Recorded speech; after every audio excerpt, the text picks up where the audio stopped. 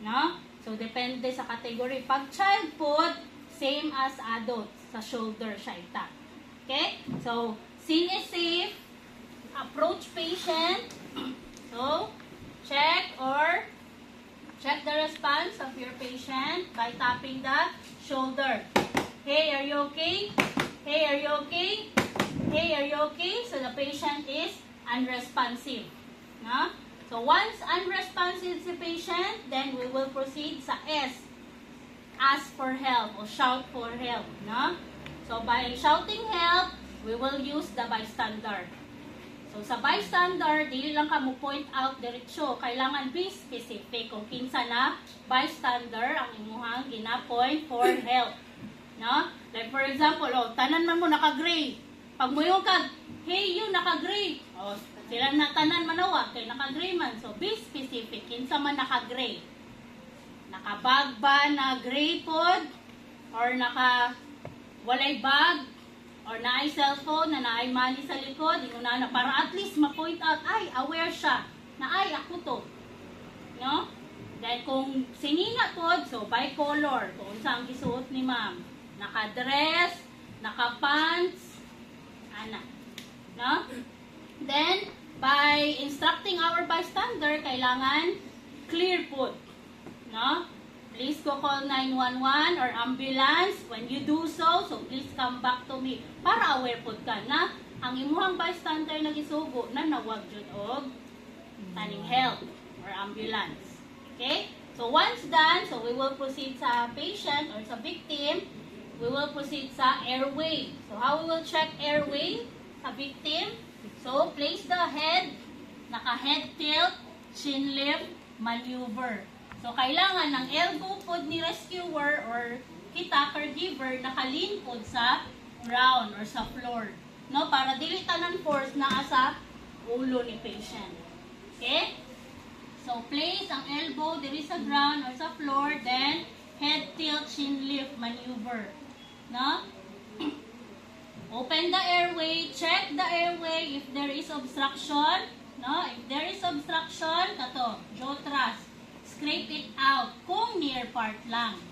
Kung deeper part, so do not force it to remove. Kay once pugso na to tanggal ang obstruction, ma-push siya deeper. So, mas lalong magbara ang airway ni patient. So, pag-check sa airway, okay, no obstruction, clear ang airway, proceed ta sa breathing. So, by checking the breathing, so position ng ears, there is sa mouth and nose na area ni victim. Then, ang eyes, i-check ang chest part ni patient. So, using the abbreviation of LLF, look, listen, feel. So, what we will look for the rise and fall, listen for the sounds of breathing, then feel for the air that comes out sa mouth and nose. That's LLF. Then for the circulation, using your index finger and your middle finger, palpate the carotid pulse. So, asa ang position or location ni carotid pulse? So, throat, Adam's apple. So, slide it down. So, sa side na siya sa neck. Mo na diha ang carotid pulse. Okay? So, maintain lang gapon ang head tilt para ma-open ang airway ni victim or ni patient. Then, check. Then, position the head. No? Ang ears na gapon sa mouth and nose ni patient. Then, start counting 10 seconds. No? 1 and 2 and 3 and 4 and 5 and 6 and 7 and 8 and 9 and 10. So, kung mo na yung prefer, napuntay laing way of counting. 1, 1,002, 1,003. Muna na. No, dili siya 1, 2, 3, 4, 5. Nga naman, para na siya interval. Dili siya pas-pas ang counting. Okay? Yun. So, i-check ang breathing and circulation for at least 10 seconds. Once done, so confirm, no signs of life victim. No pulse, no breathing, no signs of life, proceed sa CPR. So, location sa ato ang compression. No, compression site, atong common, in between nipple line. So, that's the compression site. Other way, so navel, using your small finger, i-locate ang navel, then your thumb. Na. So that's the compression side. Other way is sa rib cage. No? Kapaon ang rib cage ni victim or ni patient, then slide it up diha sa chest part, maka-feel mo og bony part, that's the sternum. No? Sternum is the location for our compression site. So, na-locate na, no? It's either katunaway na in between nipple line, labi na pag female ato ang victim, dili man ta makakapa sa ang nipple line, labi na pag lalaki ang rescuer. So, better kato atong gamiton tong navel, then katong iyahang thumb, no? So, ingon ana mo nang daghan siya way, dili lang katong in between nipple line ang ato ang pag-locate sa compression site. So, since we're done locating the compression site, so position ng hand, no, heel part of the hand, dili ang palm. So, dili si palm ang mo compress. Si heel part. So, si heel part, position sa center, sa chest part. Then, position yourself, dili nakalingkod, mag-compress. Kaya ang pag-compress, ana, sideways na. Dili na straight. No? So, heel part of the hand, then, support it with your non-dominant hand. Kailangan naka-flex, dili naka-bend. So, pag-ingunan niya, paghatag o compression, asa lang ang iyahang kuan.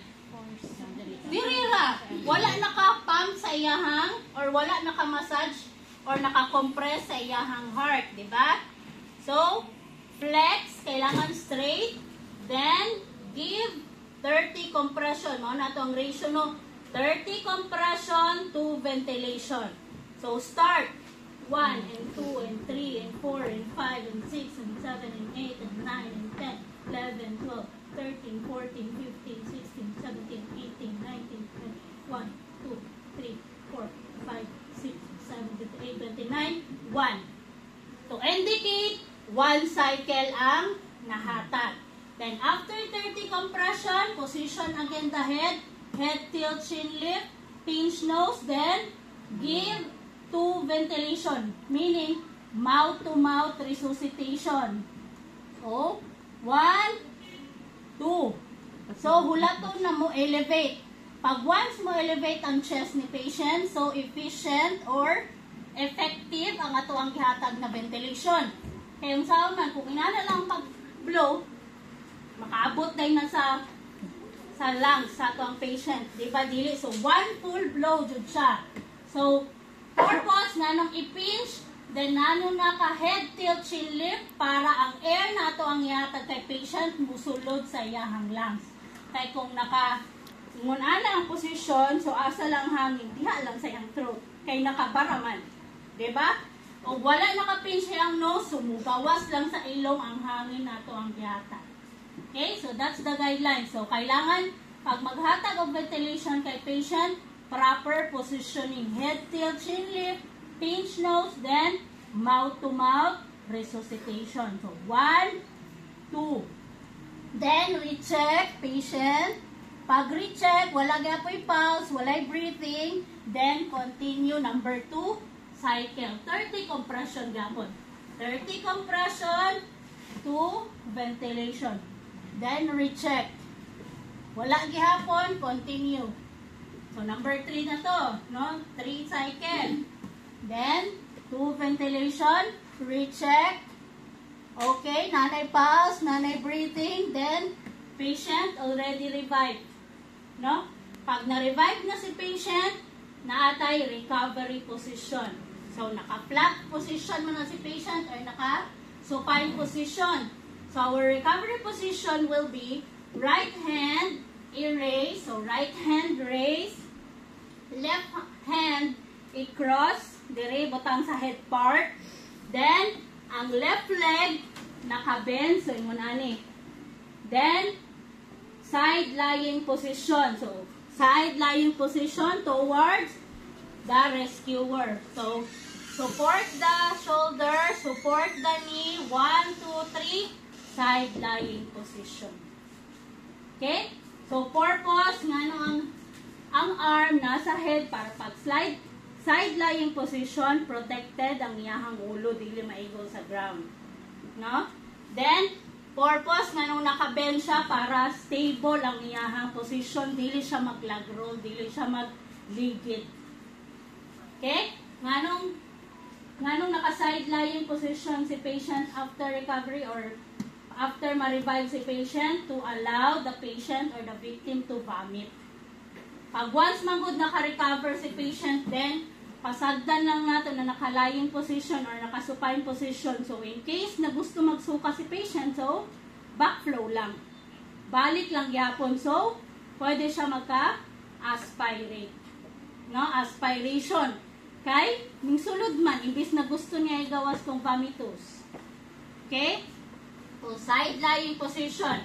Pag once ma-revive si patient, automatic side lying position to facilitate or to allow the patient or the victim to vomit. Okay? Then again, rush it to the nearest hospital. Okay? So, naiuban na si Sir, gusto nila away from you, kaya ang ilang concern po kung masukahan daw ka kay patient. Again, kung mao nang ilang practice, then i-follow lang nato. No, purpose man po kung anong towards us para masuportahan nato si patient.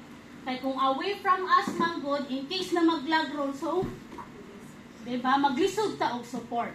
But again, sa assessment, follow nato sa assessor kung sila gusto. Okay, kung moingon sila, oh, masukahan ka kung nakaingon anak. Okay, side away from me. Na. Okay? But in kuan jud sa Red Cross towards jud. Na? Yan. That's for adults.